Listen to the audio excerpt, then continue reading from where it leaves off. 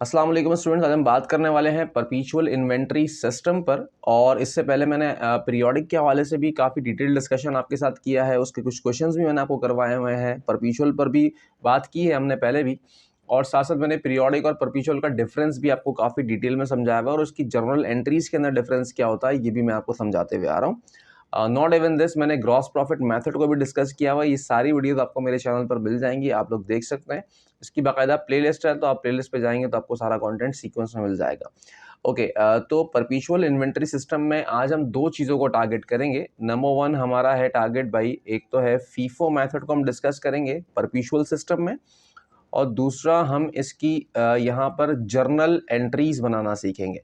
देखिए, आमतौर पे बच्चे कैलकुलेशन तो कर लेते हैं, लेकिन उनको जर्नल एंट्रीज के अंदर बहुत मसला होता है। और कुछ बच्चों को अगर जर्नल एंट्रीज बनाना आती भी हैं तो वो उसके एक्चुअल कॉन्सेप्ट को नहीं जानते, वो रट्टा लगा लेते हैं।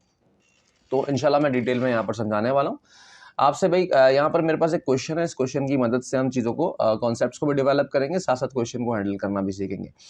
क्या कहता है भाई आपसे, Ubaid companies beginning inventory purchases and sales during the financial month ended on March 31st 2017 are given as follows. ये आपको बेटा मार्च के महीने की इंफॉर्मेशन आपको दे रहा है, ठीक है। यानी ओपनिंग स्टॉक आपके पास मार्च की पहली तारीख को था भाई 2200 यूनिट्स थे आपके पास। उसको जो खरीदा हुआ था आपने 50 रुपए के हिसाब से था, और टोटल कॉस्ट आपकी इतनी है।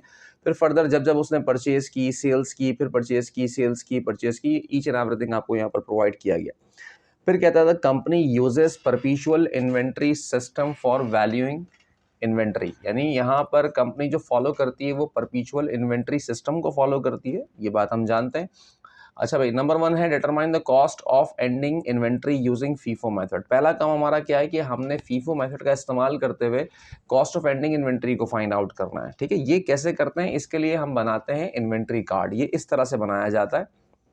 पहला कॉलम आपका होगा यहाँ पर डेट का, सेकंड कॉलम होगा परचेज भी कह सकते हैं आप इसको, रिसीव्ड भी कह सकते हैं, ठीक है। मतलब जो भी इन्वेंट्री आप बाय करेंगे वो इस कॉलम के अंदर लिखी जाएगी, यानी रिसीव या परचेज के कॉलम में। आप परचेज लिखें या रिसीव लिखें, दोनों में से कोई एक भी वर्ड लिखेंगे तो कोई मसला नहीं है, आप लिख सकते हैं। बट एक इंपॉर्टेंट बात जो समझने वाली है कि इस पूरे इन्वेंट्री कार्ड में जो डेटा आपके पास होगा वो सिर्फ कॉस्ट का डेटा होगा। यानी यहाँ पर आपके पास जो प्राइस आपकी आएगी वो सिर्फ और सिर्फ कॉस्ट प्राइस आएगी। यहाँ पे सेल्स वैल्यू का या सेलिंग प्राइस का कोई काम नहीं है, ठीक है। सेकंड कॉलम मैंने जानबूझकर इसको जो लिखा है वो क्या लिखा है भाई, कॉस्ट ऑफ गुड्स सोल्ड। आमतौर पे इसका जो जर्नल फॉर्मेट है उसमें हम इसको लिख रहे होते हैं इशूड, ठीक है। यानी जो माल हमने बेच दिया होता है उसकी कॉस्ट को हम इस कॉलम के अंदर लिख रहे होते हैं। दैट्स वाई मैंने यहाँ पे नाम मेंशन किया है कॉस्ट ऑफ गुड्स सोल्ड। आप एग्जाम में लिख सकते हैं कॉस्ट ऑफ गुड्स सोल्ड, कोई मसले वाली बात नहीं है, या आप इशूड भी लिखते हैं तो भी ठीक है, कोई प्रॉब्लम नहीं है। मतलब आप यहाँ पे सिर्फ लिखें रिसीव्ड, यहाँ लिखें इशूड, और यहाँ पर लिखें बैलेंस, ठीक है। ये जनरल फॉर्मेट है इसका। लेकिन आप चाहें तो यहाँ परचेज लिखें, यहाँ पे कॉस्ट ऑफ गुड्स सोल्ड लिखें, यहाँ बैलेंस लिखें, ये भी 100% सही है। ओके, सबसे पहले मार्च की पहली तारीख पर मेरे पास जो ओपनिंग बैलेंस था, ये जो मैंने यहाँ पर लिखा हुआ है 2200 यूनिट्स हैं, 50 रुपए का रेट है, और 1,10,000 रुपए उसकी कॉस्ट है। बेटा ख्याल रखना, देखो मैंने यहाँ पर ऊपर जो कॉलम लिखा है ना, ये टोटल अमाउंट है, ठीक है। ये क्वेश्चन जो आपका है इसमें टोटल अमाउंट लिखा हुआ है, इसमें कहीं मेंशन नहीं है कि ये कॉस्ट है या सेल्स वैल्यू है, क्योंकि इसमें दोनों चीजें आ रही हैं। ये कॉस्ट है, ये कॉस्ट है। यानी जिसको मैंने खरीदा या जो मेरी इन्वेंट्री में है वो मेरी कॉस्ट वैल्यू पर है, और जो सेल्स है तो लाजमी सी बात है कि सर वो सेल्स वैल्यू है, मतलब वो मेरा सेल्स रेवेन्यू है, ठीक है। तो इसको सबको कॉस्ट मत समझना। ओके, तो यहाँ पर सबसे पहले मैंने मार्च की पहली तारीख पे 2200 यूनिट्स जो मेरे पास थे वो मैंने डायरेक्टली बैलेंस के कॉलम में लिखे। इसको ना तो कॉस्ट ऑफ गुड्स सोल्ड में लिखा जाएगा, ना ही रिसीव में लिखा जाएगा। अंडरस्टूड सी बात है कि जो बैलेंस है हमारे पास को डायरेक्टली हम बैलेंस के कॉलम के अंदर लिखेंगे। और 50 रुपये बेटा इसका रेट है, और 1,10,000 रुपये इसकी हमारे पास कॉस्ट है। देन हमसे मार्च की 2 तारीख पे कहा जाता है कि भाई हमने माल खरीदा कितना, 2,000 यूनिट्स हमने बाय किए। इस बार रेट हमारा डिफरेंट था, 50 रुपए का नहीं था बल्कि 60 रुपए के हिसाब से हमने उसको बाय किया, 10 रुपए महंगा हमने उसको बाय किया। तो इस तरह से हमारी जो टोटल कॉस्ट बनती है वो कितनी बनती है, 1,20,000 रुपए। किसी बच्चे को अगर नहीं पता कि टोटल अमाउंट कैसे आएगी तो सिंपली आपने क्वांटिटी को रेट से मल्टीप्लाई करना है, आपके पास टोटल अमाउंट आ जाएगी, ठीक है। तो 1,20,000 रुपए कॉस्ट है, 2,000 यूनिट्स हैं और 60 रुपए का रेट है। तो ये कहाँ लिखूंगा, इसको मैं लिखूंगा रिसीव के कॉलम में या परचेज के कॉलम के अंदर, और डेट के सामने साथ अपने लाजमी मेंशन करना है उसको, क्योंकि हम डेट वाइज परपीचुअल में हम कर क्या रहे होते हैं, बेसिकली हम परपीचुअल में इन्वेंट्री को डे बाय डे अपडेट कर रहे होते हैं। हमारा असल जो काम है, इन्वेंट्री क्या हो रही होती है, इस सिस्टम में हमें अपडेटेड इन्वेंट्री मिल रही होती है। यानी जब भी मैं कोई माल खरीदूंगा या मैं माल बेचूंगा, मेरी inventory then and there update होनी चाहिए, ठीक है। तभी तो हम यूज कर रहे होते हैं परपीचुअल सिस्टम को। अदरवाइज पीरियोडिक तो कहता है कि ठीक है छोड़ो, at the end of the period या at the end of the month या at the end of the year आप अपनी इन्वेंट्री को अपडेट कर लेना। लेकिन परपीचुअल कहता है नो, हम डे बाय डे अपनी इन्वेंट्री को अपडेट करते हुए चलेंगे। जैसा कि आपको दिखेगा भी यहाँ पर, अभी देखो कि मैंने 2000 यूनिट्स बेटा बाय किए, 60 रुपए का रेट था, 1,20,000 रुपए मैंने यहाँ पे लिखा मार्च की 2 तारीख को। तो अब मैं मार्च की 2 तारीख को सिर्फ ये नहीं लिख रहा कि जो मैंने खरीदा है। अब देखो यहाँ बैलेंस के अंदर आकर देखो, बैलेंस की बात कर रहा हूँ बेसिकली। अब मैं यहाँ पर पहले मैं लिख रहा हूँ पुराना स्टॉक, और इसको इसी अरेंजमेंट में लिखना है, इसी सीक्वेंस में लिखना है। सबसे पुराना स्टॉक पहले लिखा जाएगा, उसके बाद जो जो तुम बाय करते जाओगे वो उसके नीचे आता जाएगा बैलेंस के कॉलम के अंदर, ठीक है। तो 2200 यूनिट्स 50 रुपए वाले, 1,10,000 रुपए उसकी कॉस्ट, ये पुराना लिखा, ऊपर से मैंने कॉपी किया इसको। देन इसके नीचे मैंने जो रिसेंट मेरी परचेजेस हैं, जो मैंने रिसेंटली बाय किया है मार्च की 2 तारीख को 2000 यूनिट्स, वो मैंने उसके नीचे यहाँ पर मेंशन किया उसके रेट के साथ, ठीक है। क्योंकि डिफरेंट रेट्स हैं तो इसलिए आपने इस सीक्वेंस का बहुत ज्यादा ख्याल रखना है। ओके, ये हो गई बात। अब मार्च की 12 तारीख को क्या हुआ, आओ जरा पहले हम चलते हैं क्वेश्चन में। मार्च की 12 तारीख पे कहता है कि हमने सेल्स की है। अब ये 3000 यूनिट्स हमने बेचे हैं। अब बेटा समझो यहाँ पर बात, ये जो 91 आपको गिवन है ना, ये 91 बेसिकली हमारी सेलिंग प्राइस है। ये 91 क्या चीज है सर, ये 91 हमारी सेलिंग प्राइस है। और मैं आपको अभी मेरे बच्चों बता कर आ रहा हूं कि इस पूरे इन्वेंट्री कार्ड के अंदर कहीं पर भी सेल्स वैल्यू का तस्वुर भी नहीं होना चाहिए आपके दिमाग में। आपने सिर्फ और सिर्फ यहाँ पर क्या लिखनी है, कॉस्ट वैल्यूज लिखनी है, ठीक है। तो 91 जो ये सेलिंग प्राइस है, इसको मैं इन्वेंट्री कार्ड बनाते वक्त 100% इग्नोर करूंगा। मुझे फिर करना क्या है, मेरे लिए जो काम की चीज है ना वो इसकी क्वांटिटी है। यहाँ पर मैंने सिर्फ और सिर्फ इसकी क्वांटिटी को उठाना है, जो कि कितने यूनिट्स हैं, 3000 यूनिट्स मैंने बेचे हैं मार्च की 12 तारीख को। तो मैं अपने इन्वेंट्री कार्ड में आऊंगा और आकर देखूंगा कि मार्च की 12 तारीख से पहले मेरे पास मेरा जो अवेलेबल बैलेंस था वो क्या क्या था, मेरे पास जो मेरा अवेलेबल बैलेंस था बच्चों वो क्या क्या था, ठीक है। यानी जिस डेट पर सेल हो रही है उसके बिल्कुल पीछे आपने जाकर देखना है कि कितने कितने यूनिट्स आपके पास कौन कौन से रेट वाले अवेलेबल थे और उनकी कॉस्ट कितनी थी। तो मुझे नजर क्या आ रहा है कि मैंने 2200 यूनिट्स जो मेरे पास ये हैं 50 रुपए वाले, और 2000 यूनिट्स मेरे पास 60 रुपए वाले हैं। और मैंने बेचे कितने यूनिट्स हैं इस डेट पर आकर, सर 3000 यूनिट्स बेचे हैं। जबकि हम पीरियोडिक में ऐसे काम नहीं कर रहे होते, वहां तो हम कहते हैं भाई ओपनिंग स्टॉक लो और सारी परचेजेस को एक जगह जमा कर लो, ठीक है, और उसके बाद फिर देखना शुरू करो कितना बेचा और कितना बचा हुआ है। यहां ऐसा नहीं करना है आपने, ठीक है।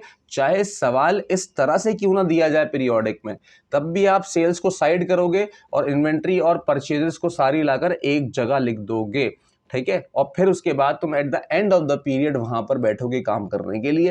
लेकिन यहाँ डे बाय डे अपडेट करना है इन्वेंट्री को, तो इसलिए हम डेट वाइज इन्वेंट्री को बेचते हुए यानी अपने स्टॉक से उसको आउट करते हुए चलेंगे, अपनी इन्वेंट्री को निकालते हुए जाएंगे कि भाई अब ये इन्वेंट्री हमारे स्टॉक का, अब ये हमारी इन्वेंट्री का पार्ट नहीं है, ये माल हमारी इन्वेंट्री का पार्ट नहीं है। तो जब नहीं है तो फिर हमारे बैलेंस में उसको शो नहीं होना चाहिए, ठीक है। तो अब मैं क्या करने वाला हूँ, मैंने कितने यूनिट्स बेचे हैं बेटा, दोबारा आओ, ठीक है। थोड़ा सा डिटेल में इसलिए जाता हूँ, बच्चे आमतौर पे क्या चाहते हैं कि सर डायरेक्ट क्वेश्चन करवाएं, सिर्फ क्वेश्चन कर लेने से कुछ नहीं होगा। खैर 3000 यूनिट्स मैंने बेचे हैं। अब इसका सीक्वेंस क्या होगा, इसका पैटर्न क्या होगा, इसी के लिए तो हम फॉलो कर रहे हैं बेसिकली फीफो मेथड, ठीक है। तो फर्स्ट इन फर्स्ट आउट का मतलब क्या होता है, जो पहले स्टॉक में अवेलेबल था पहले वो बिकेगा। टोटल कितने बेचने हैं सर, टोटल मैंने बेचने हैं 3000 यूनिट्स, ठीक है, ये बेचना है, ठीक है। इसमें से मैं किस सीक्वेंस में बेचूंगा, 2200 यूनिट्स ये वाले, देखो ये 2200 यूनिट्स उठाकर पहले मैंने ये लिखे, ठीक है। ये पूरे के पूरे यूनिट्स चले गए क्योंकि मैंने जो बेचे हैं वो 3000 है। तो सीक्वेंस में जो पहले नंबर पर है उसको पहले आउट करूंगा अपनी इन्वेंट्री से। तो 2200 यूनिट्स, और उसको लिखूंगा कौन से कॉलम में, कॉस्ट ऑफ गुड्स सोल्ड के कॉलम में। और इसका जो रेट है बेटा वो कितना है, वो रेट है 50 रुपए, ठीक है। और इसकी अमाउंट डायरेक्ट 1,10,000 रुपये आ गई। अब मुझे बताओ कि 3000 यूनिट्स में से 2200 यूनिट्स तो मैंने 50 रुपए वाले बेच दिए। ये 50 रुपए बेटा कॉस्ट प्राइस है, नॉट द सेलिंग प्राइस। हमने सेलिंग प्राइस को टोटली इग्नोर किया हुआ है अभी, ठीक है। ओके, अब आ जाओ यहाँ पर, इस 2000 में से फिर कितने बेचेंगे सर? ऑफ कोर्स 800 यूनिट्स बेचेंगे, क्योंकि हमने 3000 यूनिट्स को पूरा करना है। तो 800 यूनिट्स कौन से वाले सर? 60 रुपए वाले, ठीक है, 60 रुपए वाले, और उसकी कॉस्ट कितनी बनती है? 48,000। तो इस हिसाब से मैं ये कहूंगा कि जो माल मैंने, अब ध्यान से सुनना मैं क्या कहने वाला हूं, जो माल मैंने मार्च की 12 तारीख को बेचा, उसकी जो कॉस्ट है, उसकी जो कॉस्ट है वो कितनी है? 1,58,000 रुपए। उसकी कॉस्ट कितनी है मेरे बच्चों? 1,58,000 रुपए। कितने यूनिट्स की कॉस्ट है सर? ये उन 3,000 यूनिट्स की कॉस्ट है जिसको मैंने बेचा है। तो सर अगर मैं उन 3,000 यूनिट्स की सेलिंग प्राइस जानना चाहूं तो क्या करना होगा सर? फिर हम इन 3,000 यूनिट्स को मल्टीप्लाई कर देंगे with the selling price, with the selling price, ठीक है। यानी मुझे, सॉरी, सेलिंग प्राइस नहीं, मुझे अगर सेल्स जाननी हो, यहाँ पर मुझे अगर इसकी बेटा सेल्स जाननी हो, सेलिंग प्राइस ना बोलो, सेलिंग प्राइस को, हम जो ये सेलिंग प्राइस का वर्ड यूज कर रहे होते हैं ना, ये बेसिकली हम एक यूनिट के लिए कर रहे होते हैं, ठीक है। तो सेल्स किसके बराबर होगी? जो मेरे यूनिट्स जो मैंने बेचे हैं उसको मैं मल्टीप्लाई कर दूंगा with the selling price per unit, ठीक है। तो इससे जब मैं मल्टीप्लाई करूंगा तो मेरे पास जो वैल्यू निकल कर आएगी वो मेरी सेल्स कहलाएगी, ठीक है।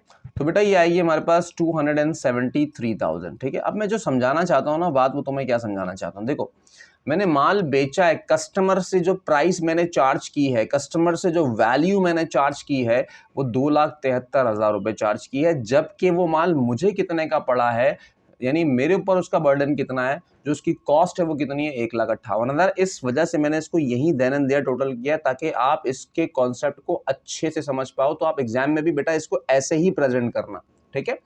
अच्छा, दूसरा इसको ऐसे करने का रीजन ये है कि जब मैं जर्नल एंट्रीज बनाऊंगा तो वहां मैं इस वैल्यू का इस्तेमाल कर रहा हूँ, ओके। तो वहां पर मुझे सेल्स वैल्यू भी चाहिए और वहां पर मुझे उसकी कॉस्ट भी चाहिए। अभी जर्नल एंट्रीज बनवाऊंगा तो बात समझाऊंगा कि क्यों निकाला था ये, ठीक है। तो जब ये चला गया तो अब आप देखो, ये 2200 वाला स्टॉक सर ये पूरा बिक गया, इसमें से 800 बिक गया, बचा कितना सर? ये 2000 में से 800 गया तो 1200 बचा, यानी 60 रुपए रेट वाला जो माल है वो 1200 यूनिट्स बचे में, और उसकी कॉस्ट कितनी बनती है सर? 72,000। मैं बार बार वर्ड इस्तेमाल कर रहा हूँ कॉस्ट, ठीक है। तो इसको ध्यान में रखते हुए काम करना। फिर उसके बाद है भाई मार्च की 15 तारीख। तो बेटा मार्च की 15 तारीख को क्या हुआ? हमने फिर से माल खरीदा, कितना? 3,300 यूनिट्स खरीदे। अब ये जो 62 रुपए का रेट है ये बेसिकली क्या है सर? ये कॉस्ट प्राइस है हमारी, ठीक है। और इसकी जो टोटल अमाउंट बनती है, मतलब जो टोटल कॉस्ट बनती है, दैट इज 204,600, ठीक है, ओके। तो हमने क्या किया, इसको रिसीव के कॉलम में यानी परचेज के कॉलम में लिख दिया। ये एग्जैक्टली वही बात है जब ये ऊपर समझा कर आ रहा हूँ, ठीक है। अब देखो फिर से वही काम रिपीट करूंगा कि मैं पहले पुराना वाला स्टॉक नीचे लिखूंगा। तो मेरे पास पहले से बचा हुआ कितना था?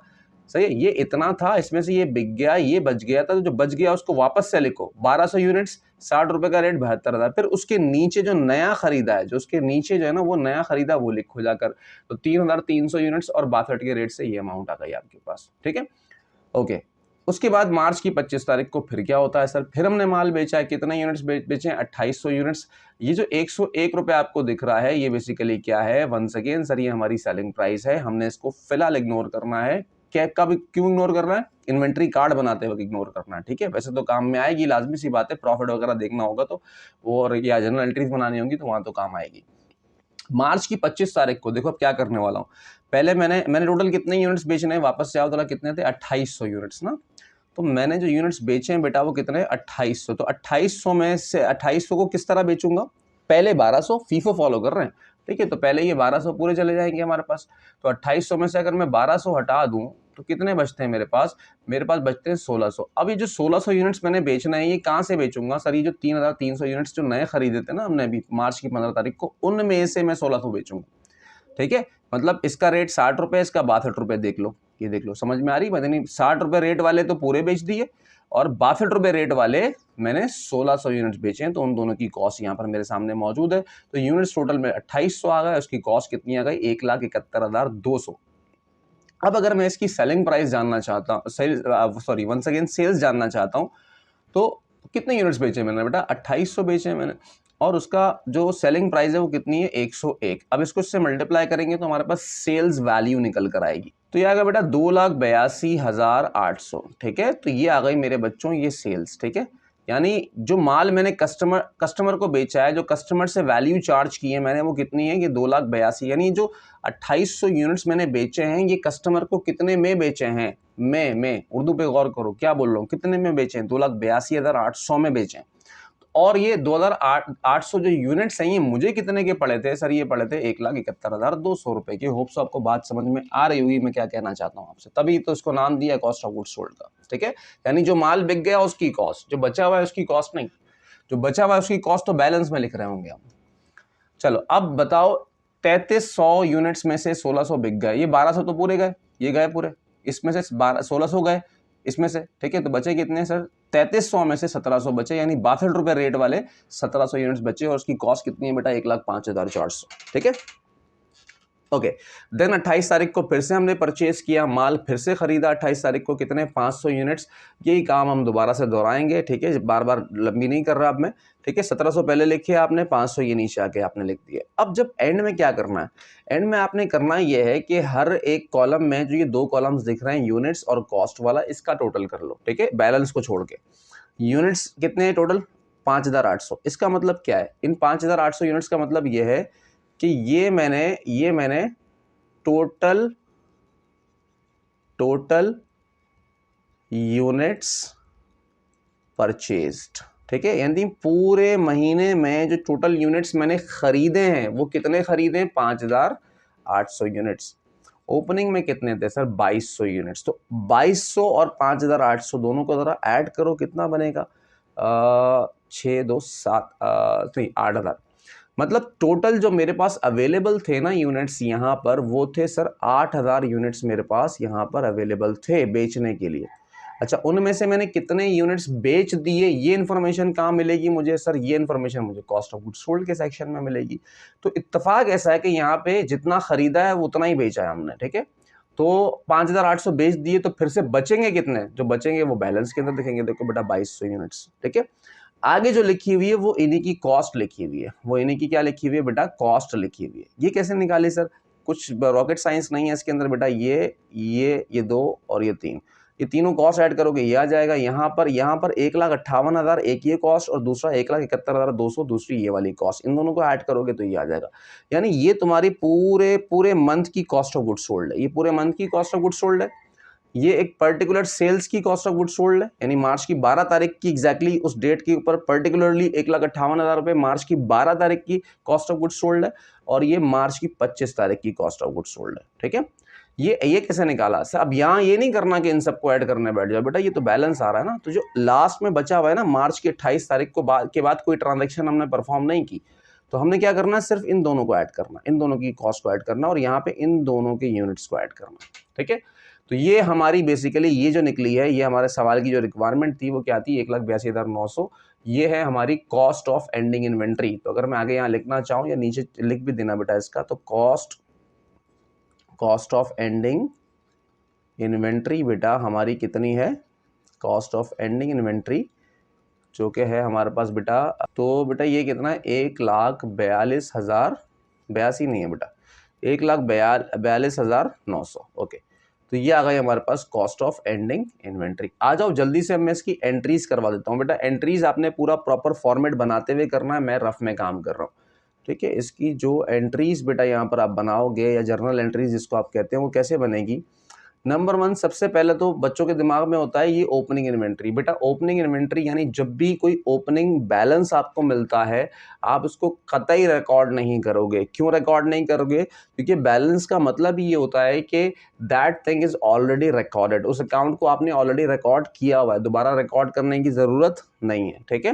तो कभी भी बैलेंस को रिकॉर्ड नहीं किया जाएगा, ठीक है।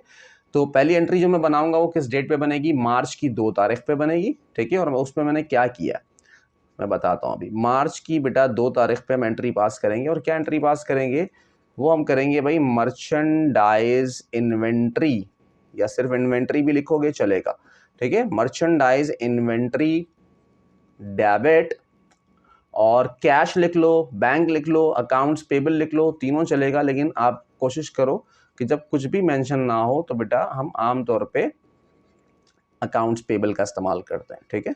तो अकाउंट्स पेबल हो जाएगा हमारे पास क्रेडिट। सर अब अमाउंट कितनी लिखनी है? देखो एक तो उसने खुद हमें बताई हुई अमाउंट ना, अगर नहीं बताता, सॉरी ये नहीं, ये नीचे वाली 1,20,000, अगर वो नहीं बता रहा होता हमें यहाँ पे ये अमाउंट्स नहीं बता रहा होता, तो आप क्या करते? जो भी आपकी क्वांटिटी थी उसको रेट से मल्टीप्लाई कर देते। बट यहाँ पर गिवन है तो हम लंबी नहीं करेंगे, ठीक है। आ जाओ भाई 1,20,000 रुपए, ठीक है। तो जब जब मैं माल खरीदूंगा मैं मर्चेंडाइज इन्वेंट्री को रिकॉर्ड करूंगा। बेटा यहाँ पर परपेचुअल में हम परचेजेस का अकाउंट इस्तेमाल नहीं करते। ये क्यों नहीं करते? इसके लिए मैं रिकमेंड करूंगा कि आप मेरी वो वीडियो लाजमी देखें, तमाम बच्चे देखें, चाहे आप बीकॉम के हैं, बीबीए के हैं, बीएस के हैं, एडीसी के हैं, कुछ भी पढ़ रहे हैं, ये वीडियो आपके बहुत काम की है परपेचुअल, ठीक है। इसमें मैंने वो वाली बातें नहीं की जो आमतौर पर लोग कर रहे होते हैं, मैंने इसके एक्चुअल कॉन्सेप्ट्स के ऊपर बात की है कि क्यों रिकॉर्ड कर रहे होते हैं, परचेजेस और मर्चेंडाइज इन्वेंट्री क्यों कर रहे होते हैं, ये सारी बातें मैंने डिस्कस की हुई हैं। खैर आप वो वीडियो देखेंगे तो आपको समझ में आ जाएगा। अच्छा, उसके बाद नेक्स्ट जो है वो मैंने क्या किया, मार्च की 12 तारीख को मैंने माल बेचा। अब जो मैं बात कर रहा था ना कि भाई 2 एंट्रीज बनानी है आपने, तो बेटा याद रखो परपेचुअल में जब भी माल बेचोगे, परपेचुअल में जब भी माल बेचोगे 2 एंट्रीज बनाओगे। मार्च की 12 तारीख, सॉरी बेटा मार्च की 12 तारीख, जब भी माल बेचोगे 2 एंट्रीज बनाओगे, ए और बी। ए क्या होगा सर? जो सेल्स की है मैं उसको रिकॉर्ड करूंगा, यानी accounts receivable debit, accounts receivable debit and sales credit. And of course कि यहाँ पे जो रिकॉर्ड हो रहा होगा वो कौन सी होगी सर? वो सेल्स वैल्यू होगी जो मैंने यहाँ निकाली थी ना अभी, 2,73,000 रुपये, ठीक है। 2,73,000, 273,000, ठीक है। और जो सेकेंड एंट्री हम पास करेंगे वो होगी हमारी कॉस्ट ऑफ गुड्स सोल्ड वाली एंट्री। और कॉस्ट ऑफ गुड्स सोल्ड की एंट्री पास करने का जो रीज़न होता है वो ये होता है कि हम अपनी जो भी माल है उसको स्टॉक से बाहर निकाल रहे हैं, अपनी इन्वेंटरी से उसको आउट कर रहे हैं, तो हम कॉस्ट ऑफ गुड्स सोल्ड को डेबिट करेंगे और मर्चेंडाइज इन्वेंट्री को करेंगे क्रेडिट। सर क्यों क्रेडिट करेंगे? तो बेटा समझ लो ज़रा बात को। देखो जब जब माल खरीद रहा हूँ, जब माल खरीद रहा हूँ तो मैं मर्चेंडाइज इन्वेंट्री को डेबिट कर रहा हूँ, क्योंकि ये मेरा एसेट है, क्योंकि ये क्या है बेटा? मेरा एसेट है, ठीक है। तो जब माल बेचूंगा तो मेरा एसेट कम भी तो होगा ना, मेरा एसेट जब कम होगा तो उसको क्रेडिट किया जाएगा। और एसेट जब भी कम होता है तो वो हमेशा एक्सपेंस में कन्वर्ट होता है, दैट्स वाई हम उसको कॉस्ट ऑफ गुड्स सोल्ड में ले जा रहे हैं, that is our expense account, ठीक है। फिर ये रेवेन्यू और एक्सपेंस अकाउंट जो वो कंपेयर होकर प्रॉफिट और लॉस के अंदर काम आएगा आपके, ठीक है। तो अभी हम प्रॉफिट और लॉस की बात नहीं कर रहे, अभी इतना समझ लो काफी है। तो इसकी जो कॉस्ट ऑफ गुड्स सोल्ड है बेटा मार्च की 12 तारीख को वो कितना? 1,58,000। इस वजह से मैंने इसको टोटल किया था यहाँ पर, कितना है बेटा? ये 1,58,000, 158,000, ठीक है। होप सो बेटा आपको ये बात अच्छे से समझ में आ गई होगी कि परपेचुअल में जब भी सेल्स करोगे एक नहीं 2 एंट्रीज बनानी है, पीरियोडिक में जब भी सेल्स करोगे एक ही एंट्री पास करोगे, क्योंकि वहां पे इन्वेंट्री को अपडेट कर ही नहीं रहे होते हम, ठीक है। यहाँ तो हम डे बाय डे इन्वेंट्री को अपडेट कर रहे हैं, इसलिए स्टॉक से बाहर निकालना जरूरी हो जाता है हमारे लिए, ठीक है। ओके, अब आपने क्या करना है? देखो रिक्वायरमेंट में वो यही कह रहा था, देखो रिकॉर्ड द फर्स्ट 2 ट्रांजैक्शंस, तो पहली 2 तो हमने रिकॉर्ड कर ली, लेकिन मैं आपको होमवर्क दे रहा हूँ, आपकी जिम्मेदारी बनती है कि आप जो है इसके बाद मार्च की 15, मार्च की 25 और मार्च की 28 तारीख ये एंट्रीज आप लोग ईमानदारी से खुद अपने पास बनाएं, ताकि आपको भी समझ में आए काम कैसे किया जाता है, ठीक है। तो ये आपका होमवर्क है, आपने इसको कंप्लीट करना है। सवाल हमारा यहाँ पर हो जाता है कंप्लीट। होप्स हो कि आपको फीफो परपेचुअल सिस्टम में सारी बातें अच्छे से समझ में आ गई होंगी। आगे बेटा मजीद हम लीफो और मूविंग एवरेज को भी डिस्कस करेंगे, बट वो आगे की वीडियोस में करेंगे। तो मुलाकात करते हैं बेटा नेक्स्ट वीडियो में। अल्लाह हाफिज़।